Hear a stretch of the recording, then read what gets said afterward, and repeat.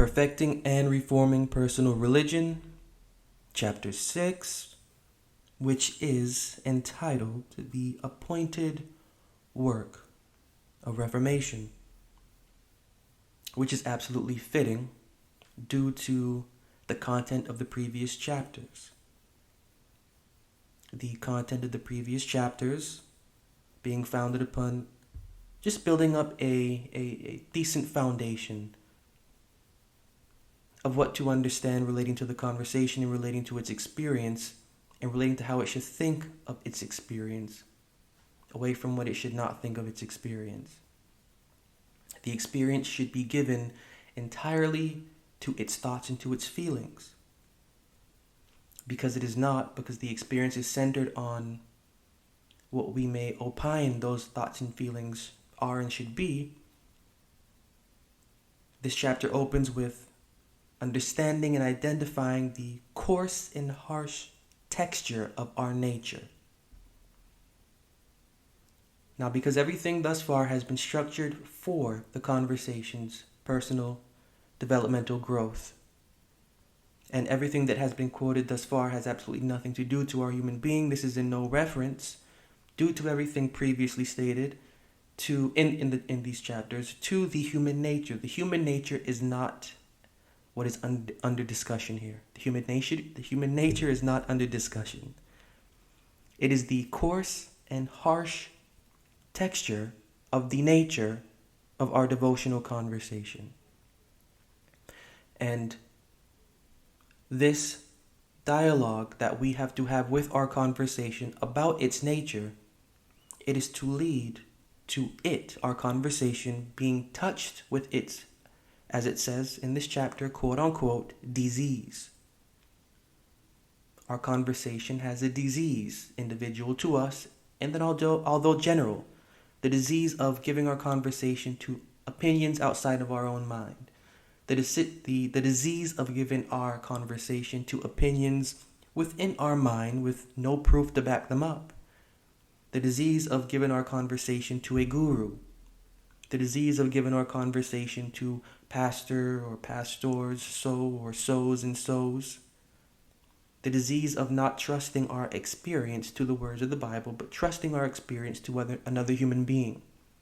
The experience of not building up enough information so that we can translate that information from the scriptures into knowledge, that knowledge into an exercising of experience, and that exercising of experience into wisdom we can apply for living out what we learn from what we experience. Living out what we learn from our experience for developing a personal conversation. And so our conversation being naturally afflicted because being born within the religious world having nothing to do with the context or the philosophy that is within the scriptures, but of its own, based on the rationalizations of minds within the religious world, from minds within the religious world, from minds within the religious world, from minds within the religious world. Our conversation hears these theories, takes them to be true. Thus we are born, our hearts still indebted to the Bible, yet turning to these minds for alleviation, and yet never finding alleviation, and continually finding alleviation through these minds that do not give it alleviation. The disease grows and grows and grows until we are unhappy with our condition spiritually. May take months, may take years, may take many years, may take weeks, but we will grow unhappy with our condition, and some of us will live in that unhappy condition and be content hoping for Pastor so-and-so to wake us up into a revival, into a conversion. Or some of us will not wait that long and will just drop off and pick up some other spirituality, some other secular spirituality. But our true-heartedness cannot leave that alone, because we understand that we have turned to the mind within the scriptures for a reason. Turning to the mind within scriptures for a reason, we have to acknowledge a responsibility to ourselves. And that responsibility is being careful with our conversation. Being careful with our conversation means having patience with our devotional conversation. And that is, in this chapter also, drawn from being able to rightly perceive the illustration of that individual crucified. What we're seeing is a crucified self, and that self is not a literal self. That self is not a physical self. If we're going to take John 4:24 to be true, that God is a spirit, what right does a spirit have accepting or being associated with any sort of anything related to what is physical? It is not the physical self. It is not the physical body that somehow is offered as something and then is then accepted as something, and what is stays as is, which is why it says that which is of the flesh is flesh, that which is of the spirit is spirit. The mixing of these two is a very foreign doctrine that has nothing to do with the scriptures. And so when we're seeing this illustration of this figure crucified, he that is hanged is accursed of God, Moses says in the book of Deuteronomy, and Paul quotes in Galatians 3, verse 13. If we're going to take this figure as being literal, and this literal figure representing to the Bible accursed, then we are taking something that is accursed and we are magnifying it and glorifying it as something worthy to be praised. This is contrary to the intention.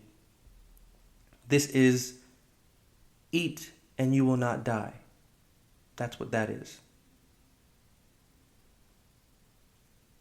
It is for our conversation's well-being to understand the scriptures as they are, not as we want them to be, and not as they are theologically understood. The theologically understood framework cannot stand the strict scrutiny that goes along with the scriptures. The Bible's mind is not the mind that we are familiar with, which is why the instruction is to give our conversation to its own experience. That means suffering loss. That means suffering confusion. That means being in a place where you don't know where you are. And when you're in that place, you're not alone because you do have words. And that's our challenge.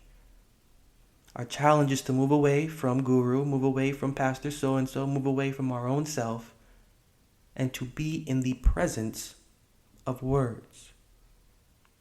Rationalizing that scene at the crucifixion with words, and that scene pointing to a crucifixion of self, not a literal self, not a literal body, the body of our faith, the self of our conversation. This has to be crucified in order for it to be properly regenerated or resurrected. Rationalizing this scene, it allows us to understand the definition of sin, which we have seen in these previous chapters, and now it is lightly hinted at again, because once you're seeing the definition of sin being what is crucified, and what is crucified not being a literal body, but being a false devotional body of knowledge, whereby our conversation is carried, we're able to stay away from that. Staying away from that, we have the definition of godliness, of which this chapter introduces or allows us to think on. The context of godliness, what it is. Now, if what is crucified is to be looked at as not a natural body, but as a body of understanding, or as a devotional body, or as a body of faith, then what is crucified is ungodly. What comes back to life from what is no longer crucified, what is still there while that conversation of that body is gone, that is godly. The figurative illustration drawn is that right godliness is suffering the conversation to rise up out of its current state. And we may have a current state for our conversation that we say is unhealthy. We may have whatever we may have about our conversation that we know it's not doing well. We know that it's whatever it is. That's fine. It's more than fine. But the instructor is not us. The instructor is not us. We didn't give our conversation this desire to go into the scriptures and find something desirable in it At least I know I didn't. It was not my intention to find the philosophy within the scriptures to be decent. It was not my intention to want to understand them so that I could live by them, so that I could quit learning harm from my human being and from also my devotional conscience.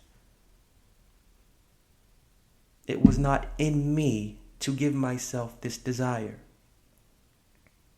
And I think that's also what the scriptures mean in the book of Ecclesiastes. It is not in man to take the spirit of his spirit, or to retain the spirit from his spirit. I didn't give myself this desire. I didn't give myself this, at this point in time, pleasure. And so because I did not do this, I have no right to hold myself to the fact that I did. Because if I do, I'm going to be mishandling my experience. How can I hold on to what I never once held? How can I control what I never once gave?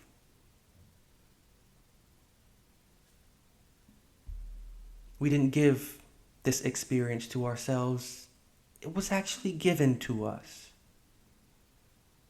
And so the fact that it was given to us, there has to be a little bit more respect put on our conversation itself, because each and every single one of our human beings, it is born with a devotional mind. We only live due to the spark within us. Should we not have had that spark, we would not have lived. But our organism has an essence within it that gave it its spark. That essence has an intelligence of its own. And it is by that intelligence that we are to properly live, feel, think, and rationalize once married to our human being. We have no right to control what we do not have power over. And that's really what this is getting at. What the illustration of the crucifixion is pointing towards is our necessary letting go. And this is that work of reformation. This is part of it. Letting go of a conversation that you hold to be true due to the theory that you've had built up within you, due to how many years or months or weeks or days you've spent in whatever denomination you have, letting that go. You have what you have. Take what you have, bring it to the book, and let the words lead.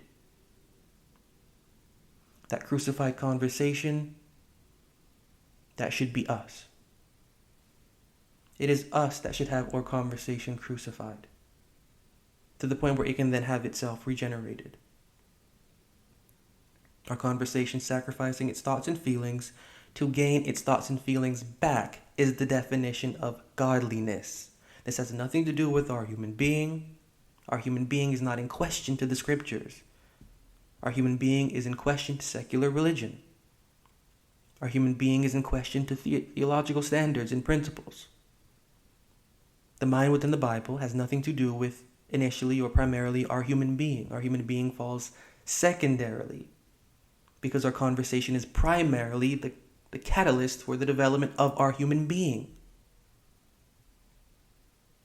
The Bible's number one concern is our conversations, thoughts, and feelings. Our conversations, thoughts, and feelings rule or dictate how our human being guides its own self. When our thoughts and feelings devotionally have a knowledge or a wisdom within them, it is then that it will naturally guide our human being into what our human being should and should not be. The instructor is the wisdom gained from experiencing the knowledge within the scriptures, giving our conversation to this, and then living by the wisdom gained. And in devotion to the Creator, as we will see from that experience, this is the definition of godliness, and it has nothing to do with a human being, our human being. It has everything to do with the self of our conversation. It is our conversation that is to be godly, not us.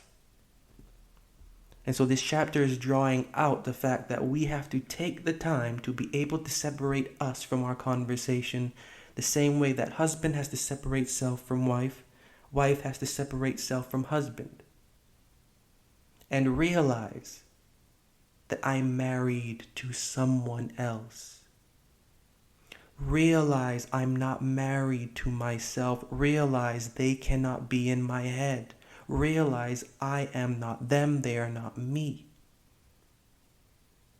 There has to be a separation that we have to personally do and acknowledge that our conversation is not us.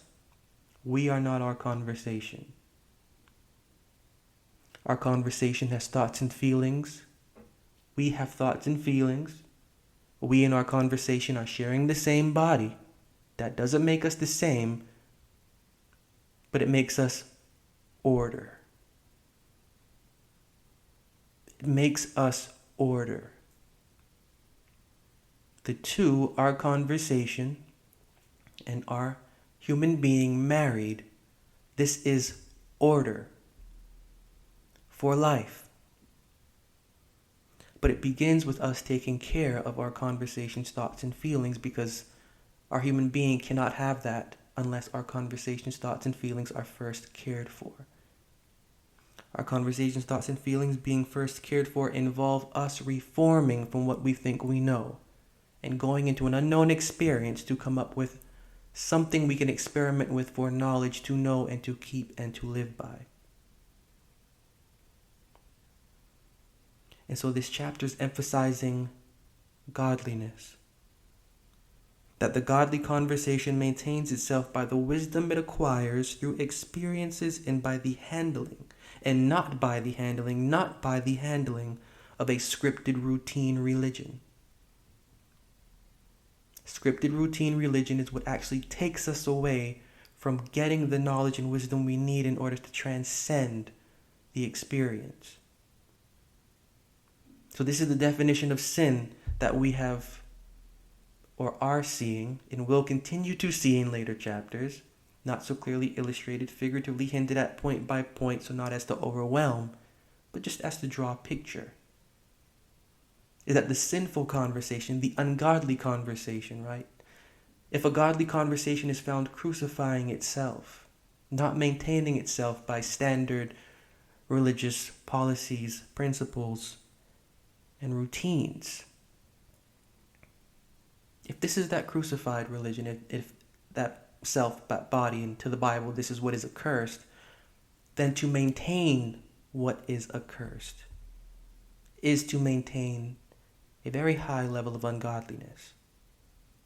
The Bible is letting us know what is right and what is wrong when it comes to devotional, conversational habits of mind.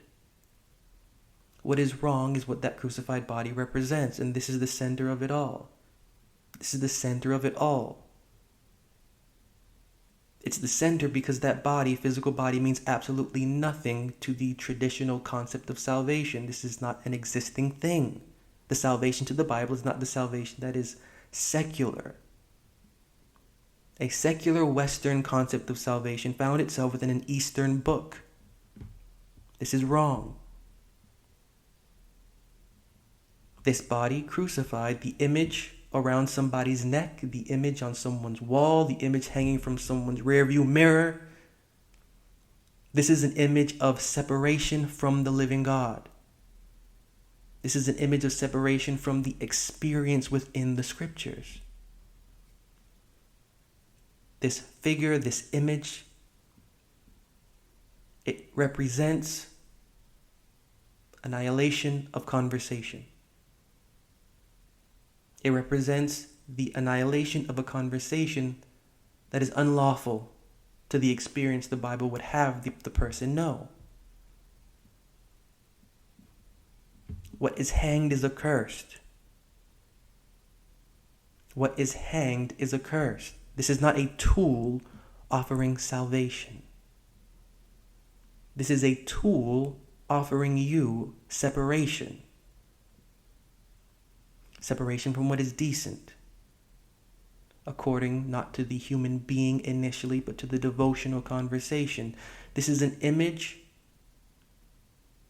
of joy for the human being. This is an image of pleasure for the human being, for the lazy human being, the human being that does not want to dig through itself, to find itself, to face itself, to put itself to sleep so that it can be raised up by words.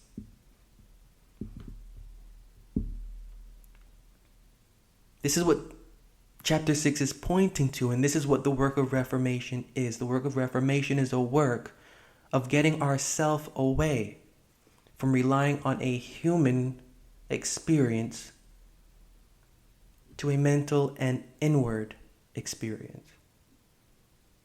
When we can do this, not we personally, primarily, our conversation primarily, then our human being secondarily, we will be well. And being well, we can understand how to perfect the conversation that must be reformed enough in order for it to benefit from the living God's intention.